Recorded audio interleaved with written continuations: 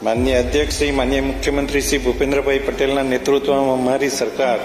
Earning વેલ, living વેલ પર focus કરીને આયોજનબદ્ધ રીતે આગળ વધી રહી છે. માનનીય વડાપ્રધાનશ્રીના દિશા દર્શનમાં અમારી સરકારનું સર્વગ્રાહી અને સર્વસમાવેશી અભિગમ અપનાવતું 5 સ્તંભ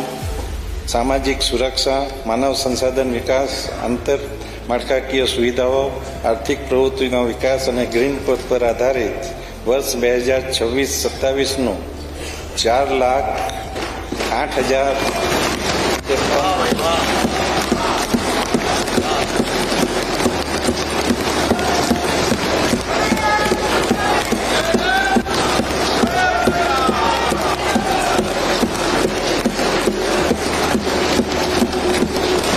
આધારિત